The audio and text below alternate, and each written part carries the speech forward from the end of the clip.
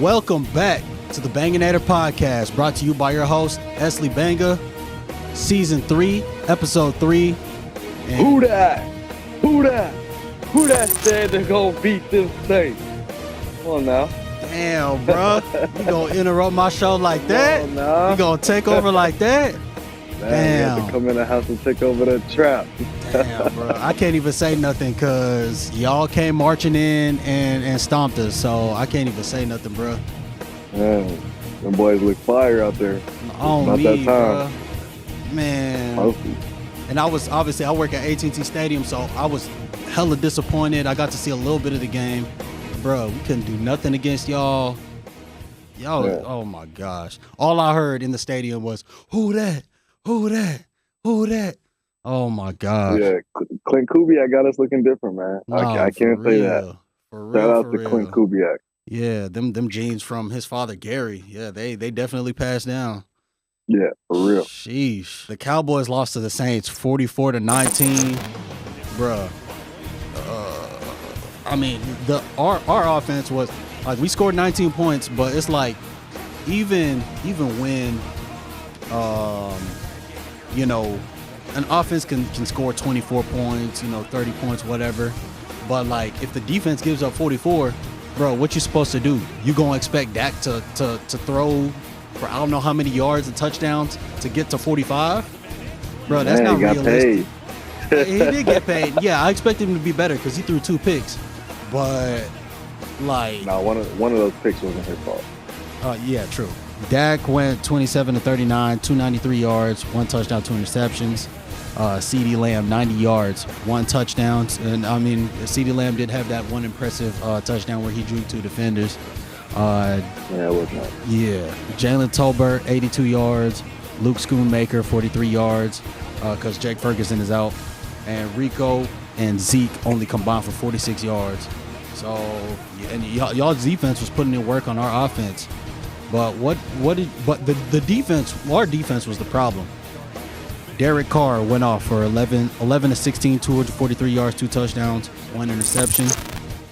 Alvin Kamara, bro, 115 yards, 3 touchdowns. And that was the biggest problem right there. Hey him. What's his contract looking like right now? Like, where is he at? I think this is the last year of his contract. Oh yeah, he need to be extended. At first, We should have extended him before we started. Yeah, I was worried about him last year because he wasn't as good, but nah, like he's showing he's like that again. Jamal Williams 39 yards, Shaheed, Olave, and Kamara combined for 242 receiving yards. So pass game and run game for y'all. I was speechless because our defense was so horrible. So what do you think about the game in general? I mean, personally, that first half was top tier football from both teams. Cowboys need a run game. Yeah. If y'all get a run game, y'all gonna be straight. Yeah. I knew we were gonna take advantage of that defense just because y'all really aren't that good with pre-snap movement. Yeah. And that's been shown throughout time. Because every time y'all get to the playoffs, y'all play a team with a bunch of pre-snap movement, and we see what happened on Saturday. So if y'all can get a running back and y'all can get a younger defense coordinator, y'all gonna be good. Vance Joseph, Mike Zimmer. We've been seeing him since the beginning of the time, really. Yeah. I mean, Drew Brees days. So we know exactly what he's gonna do on defense. Yeah, I feel all that. And I don't know like how our defense could look so good in week 1 and then so like horrible in week 2. I'm not saying like every week you gotta like shut down the offense and keep them to 10 points and get like nothing but interceptions and fumbles or whatever. But like just the way it just switched, like it's crazy. It's crazy, and it almost brought me back to the playoff game against Green Bay where we just couldn't do anything. So yeah, what was y'all's injury report like? Did y'all have any injuries on the defense? I mean, obviously DaRon Bland, that was before the season even started though. But I mean, week 1, that didn't matter. Not having DaRon Bland. I wish that we would have played Overshown more, DeMarvion Overshown more, because he led the our team in tackles week 1. So I don't know why we didn't play him as much in week 2. So That's what, number 14? 13. 13. Yeah. Whoever number 14 is, he's nice. Wilson, I think. Okay, yeah, Donovan Wilson. Yeah, that boy's a dog. Yeah, he is. The Saints are for real. I'll say that right now, even after just 2 weeks, because at first, whenever y'all played the Panthers, I thought that, okay, you can't judge much against the Panthers. You might have been thinking that a little bit too, right? But after y'all stomped the Cowboys like that, no, y'all for real. I'll give that to y'all. Oh, yeah, I was definitely thinking it. I just knew we had to play somebody real, and I knew we had 2 real games coming up. So Yeah. we got one done. We got to finish one more. Yes, sir. Before we get to the Eagles versus Saints preview, let's talk Cowboys versus Ravens. Cowboys versus Ravens this Sunday, 3:25 Central Time. Gonna be here at home. I'm gonna be in the building. Ravens are 0-2, and they desperate, bro. They desperate. You just came off of a AFC Championship appearance, and then to start off 0-2, you already have a 10% chance of making the playoffs right now. You start off 0-3, you pretty much guarantee missing the playoffs. Derrick Henry, he's always going to be a threat, and he went off for me in week 1 and week 2 in fantasy. So I feel like we're going to have problems with him. Lamar Jackson is always a dynamic threat, but even though they've both made plays the last 2 weeks, it hasn't translated to wins for them. So they're going to be coming in desperate. So what you think about the matchup? I'm taking the Cowboys money line. Okay. I don't quite think they figured out how to use that 1-2 punch just yet. Mm-hmm. Zay Flowers has got to perform. Honestly, they just need another receiver. Zay Flowers is what, 5'9", 5'10". Yeah. Mark Andrews is nice, but they don't really have that throw it up, go get it type player. Mm-hmm. And I think that's something that they're missing. Give me the Cowboys money line for sure. Okay. All right. I'm going to actually go Ravens. Even before the season started, I had the Ravens winning this game because of the run game, because the Ravens are a formidable opponent. And, the Ravens have disappointed the past 2 weeks, but my prediction is reinforced by what I saw last week. They couldn't stop the Saints running game at all. I'm not too worried about the passing game, but they couldn't stop the Saints running game. So what makes me think that they're going to stop Derrick Henry? I'm going to take the Ravens. Obviously, though, I hope I'm wrong. Yeah, I think that with a lot less pre-snap movement, that defense has a lot less to look at and a lot more to handle with Lamar and Derrick Henry. Yeah. So I feel like they're going to take a lot of that pre-snap movement out of their game because honestly, I don't think they really have it that much anyway. Yeah. And they're probably just going to try to just run at Parsons and run at Lawrence. And I just don't think it's going to work. They're going to force Lamar to pass the ball. Yeah. And then, at least they better force Lamar to pass the ball. True. Yeah, you're right. We need to force him to pass. And hopefully, the more aggressive he is, the more our defense can take advantage of that, get some picks, whatever. So your team, the Saints, going up against the Eagles. The Eagles lost against the Falcons on Monday Night Football. I was watching that game. Definitely disappointed for the Eagles because I had the Eagles winning that game. So what you think about that matchup? They pose a threat that we've already seen. So I feel like as long as we stick to our guns and try to stay within our playbook and try not to do ridiculous things like last year, I feel like we're fine. Okay. I feel like that'll be another. I'm gonna go 42-10 game. Sheesh. Think they can put up another 40 burger? Yeah, I'm not scared of that defense at all. I don't think the Saints are. I think we're more worried about Jalen Hurts' legs than that defense. All right. I think Jalen Hurts had about 80 rushing yards last game. Yeah. Yeah, that's a lot for a quarterback. So I think we're more worried about his legs than that defense. And Chauncey Gardner-Johnson's out. We might not have our main number one corner either, but AJ Brown is out. So, true. I mean, they're not these heavy hitters that we saw last year. Yeah, they got Saquon, Have they looked the same with Saquon? Yeah. Yeah, yeah, I So agree. I agree. And like you can say that maybe some coaching mistakes cost them their last game. You know, going for it on that last 3rd and 3, and then the play worked. The play worked. Nick Sirianni's play worked, but Saquon didn't catch that ball, so they had to go for the field goal on 4th down, and then oh boy, Kirk O'Chains came back and drove it on them, scored the game-winning touchdown. But I mean, I don't put that too much on Nick Sirianni because the play worked. So they should have won that game, but didn't.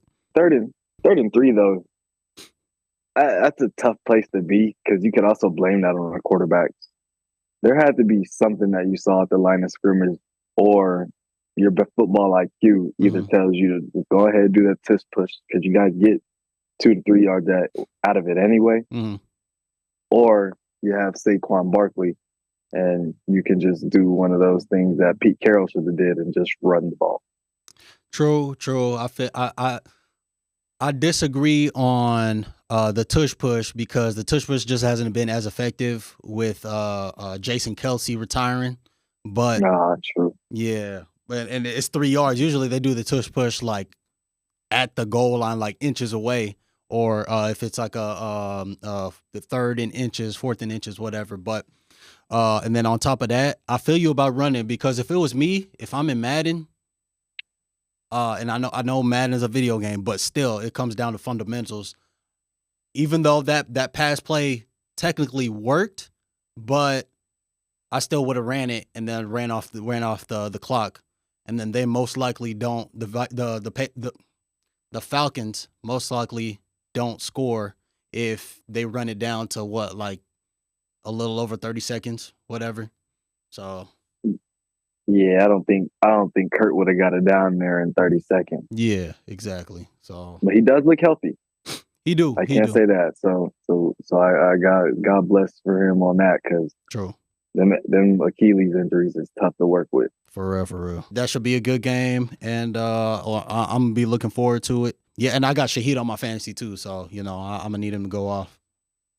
Oh yeah, we got you. We got you. Give me about I'll take a 55-yard bomb. All right, bet. Yeah, we'll have one of those. Yeah. All right, let's talk about some college football. Let's talk about 2 weeks ago. Your Michigan Wolverines went up against my Texas Longhorns, and I can now I can gloat and say, "Hail to the victors, Texas!" Yes, sir. We went up in there. I think at the time you were ranked number 3. Y'all was ranked number 9 or 10. Oh, 10. Yeah, we was 10. Okay, all right. So we just went in there and then flat out embarrassed y'all. Pretty much like the Saints did to my Cowboys, we did to your Michigan. And even though I kind of like Michigan a little less now because most of the guys left for the NFL, but I still like Donovan Edwards, and I'm rooting for their new head coach to do good. But yeah, that was an embarrassment of epic proportions for the defending national champions. So what was going through your mind throughout that game? Because I thought it was going to be a close game. We need a quarterback. That's what I was going through my head the whole time. The 2 quarterback system doesn't work, hasn't worked. And if it has worked, I've never seen it work. Because you know the saying, if you got 2 quarterbacks, you got none. Yeah, so, man, that double quarterback system's got to go. Yeah. I just hope it looks a lot better when we play Ohio State. True. That was embarrassing on all counts. That was. I think I turned it off at halftime. I went to. Now, although I am a betting man, so I did put my money on Texas because I knew they were going to win. I didn't know it was going to be like that. Damn! You failed to mention that to me. So all right. So you knew they was going to win. All right. Oh yeah. Yeah. All right. But I was at Texas Live watching that game, and the environment was immaculate, and Like I said, I thought it was going to be a close game. Quinn Ewers was looking great. Our running game was looking good. We were doing running back by committee, but we still look great. And it didn't even matter that our best running back is injured for the season. So we RBU, ain't no denying that. I'm gonna give you a hot take on here real quick. Yeah, go ahead, bro. Isaiah Bond is the second best receiver in college football right now. Who I'm trying to think. Who would be the first? That boy down there in Colorado, number 12. You're right. I'm good at yeah. Travis Hunter, he's like that for real. Yeah. Isaiah Bond is different. Yeah. We haven't seen anything like that since CeeDee Lamb touched college. For real. That boy for is real. crazy. Yeah.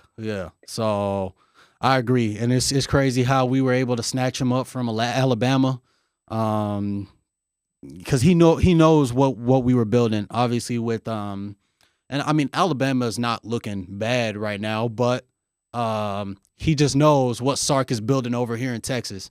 Let's talk briefly about Arch Manning. Texas beat UTSA 56-7. Obviously, it's UTSA, University of Texas San Antonio. They're an afterthought. But Quinn Ewers did start out the day 14-16 with 2 touchdowns, but then he went down with an abdominal injury. So Arch Manning stepped in, went 223 yards, 4 passing touchdowns, 1 rushing touchdown. Bruh, he's looking like that guy, albeit against UTSA, but he looks impressive though. So what are your thoughts about Arch Madness? We got some NIL down in Michigan, Arch. Damn well he ain't transferring. I like Arch. He's nice. Yeah. Personally, I think he's probably gonna be better than Peyton and Eli legacy wise. He gets a lot of his training from those two, and he trains with Tom Brady. So now you talk about you talk about college career, right? I'm talking about overall. Oh, okay. Overall legacy. All right. I think he's going to be one of the biggest quarterbacks that we've probably. I think he's going to be on the John Elway type route. I can see that. That kid is nice, and he has the IQ and everything to go with it. It's easier to see him being better than Eli Manning, even though Eli has 2 Super Bowls against the quarterback, but better than Peyton Manning, who is on most people's Mount Rushmore of quarterbacks all time? Yes. Damn, okay. He's faster. His arm is stronger. Mm-hmm. He's younger. Obviously he's younger, but with all the knowledge that is surrounding him versus all the knowledge that surrounded Peyton, I think he has a 1-up. And he has 4 family members too, because not only Peyton and Eli and his grandfather Archie, but his own dad Cooper. He was like that too before he couldn't play football anymore. I didn't know he was that fast. Yeah. I've never seen that man run. That kid is fast. Yeah, bro. Yeah.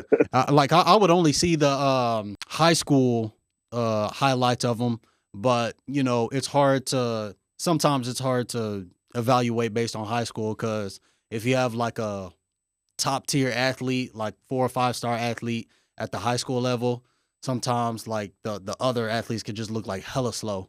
But nah, for a college quarterback, nah, that man ain't. Bro, he invited to the cookout, bro. He invited to the cookout. Oh, yeah, for sure. Yes, sir. Arch is definitely welcome. Yeah. Texas looks great.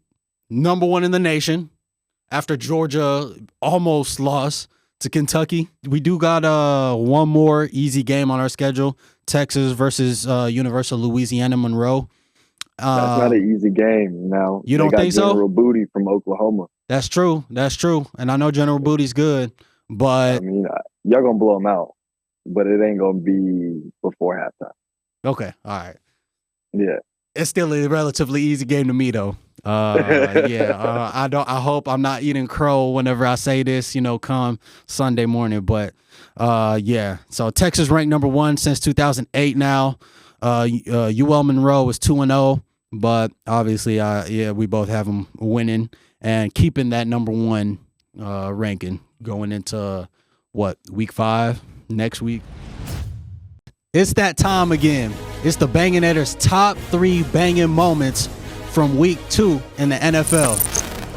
At number 3, Kirk Cousins leading the game-winning comeback drive against the Eagles. Kirk O'Chains was slicing and dicing the Eagles defense like Peyton Manning. He threw a touchdown pass to Drake London to win the game, and even though I enjoy seeing the Eagles suffer like everybody else, Drake London was the reason I lost in fantasy. So thanks a lot, Drake. At number 2, Justin Jefferson's 97-yard touchdown. Sam Darnold, who's been a bum his whole career, miraculously playing like prime Aaron Rodgers, throws an accurate deep pass to Jay Jetta, who smokes both defenders for a touchdown.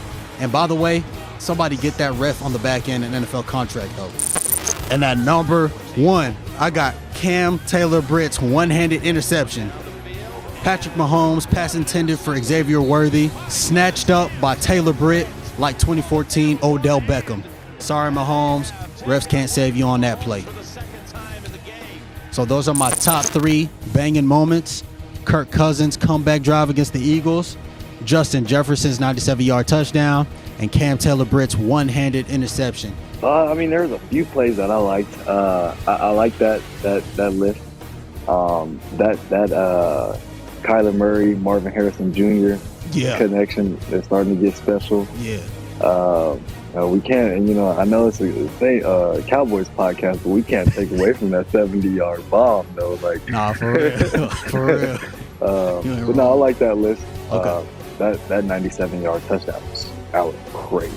All right. That's something I definitely did not see coming. Yeah. So if you were to grade my list, what grade would you give it?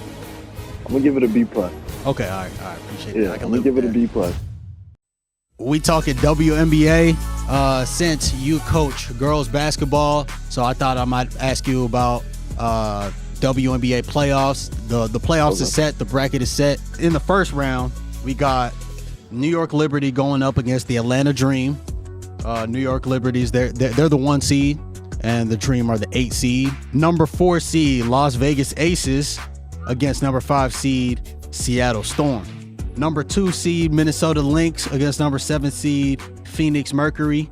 And then number 3 Connecticut Sun against number 6 Indiana Fever.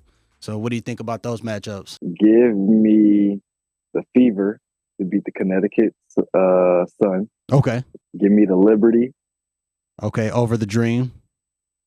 Who am I missing? Lynx and Mercury. Just because I'm in Arizona, give me the Mercury. It might be Diana Taurasi's last season. True. I know some of those Mercury girls, Sophie Cunningham. So I'm gonna stick with the girls. I'm not gonna say home state because it's not my home state, but my reside state. I'm gonna go with the Mercury on that one. Yeah. Okay. All right. Yeah. All right. So I with that matchup right there, I'm gonna go with the Lynx. I'm going to go with the Liberty, the Aces. First round is best of 3 because there are obviously only 8 teams that make it. So First round, best of 3. Semifinals, best of 5. And then the finals is also best of 5. Okay. Mm-hmm. So, the Fever only got to win 2 games? Yeah, give that's me the what Fever. I'm saying. Yeah. So it's doable, definitely. I might have to go back on that Lynx Mercury. Yeah, give me the Lynx on that. All right. The way that the bracket is, the Aces and the Liberty are on the same side, so they would meet up in the semifinals. The semis? Yeah. Oh. And obviously, me and you both have the Aces going back to the finals, so they would. I got the Aces winning. Yeah, same. I got them going a 3-peating, even though 3-peating is hard. And they've looked vulnerable coming back from Olympic break. But like lately, the past week and a half, 2 weeks, they've been looking great. Yeah. I'll take the Aces to win it all. Yeah. So same. Because Asia Wilson, obviously, she's going to be unanimous MVP. If it's not unanimous, somebody got something out against her. But she's been breaking records left and right. Oh, my goodness. Yeah, that girl's a dog. Yeah, yeah. He's a dog. I told my pops that's what Carl Anthony Towns need to start get his training lessons. Oh me, yeah. And then I told everybody I told everybody if the Aces go back to back last year, that I would get a Asia Wilson jersey. I was either gonna get Asia Wilson or Kelsey Plum jersey, and then I put it up to a vote on my Insta. Everybody said Asia, so I still haven't gotten the jersey yet, but yeah, I'm gonna get it soon. Man, I can't even find one. I want a Kelsey Plum jersey. Kelsey, if you ever watch this, send me a jersey. Oh. I've been looking for a Kelsey Plum jersey. Oh, for real. It's easy to find their new jerseys that they got now. And I like how it's kind of like Las Vegas Raiders inspired the new jerseys, but I tried to find the old black and gold jerseys, bro. I can't find those. Those are hard to that's find. the one I'm looking for. Yeah. Thank y'all for watching this episode of the Banganator podcast. Please like and subscribe on YouTube. Follow me on the Banganator podcast Instagram and Banganator Pod _4 on the Twitter X. Again, thank you, DJ, Coach Damian Joseph. Yes, sir. Yes, sir. It was always fun chopping it up with you. Next time you in town, let me know. We got to chop it up and in person. And again, thank you. Of course, yes, sir. Yes, sir. And sorry I was late. I respect your time. We just got mixed up on the time zone. Hey, you straight, bro. You straight. Yeah. Hopefully Who Dat Nation beats the Eagles. And then hopefully the Cowboys beat the Ravens at home. Like I said, I'm going to be in the building. So how about them Cowboys? Yes, sir. Y'all got to get with it. Yes, sir. Yes, sir. And shout out my alma mater. I didn't even know I had this shirt on until just a second ago. Yes, sir. Welcome to the Banganator podcast, brought to you by SC Banga, diehard fan of the Dallas Cowboys since 1997. How about them Cowboys?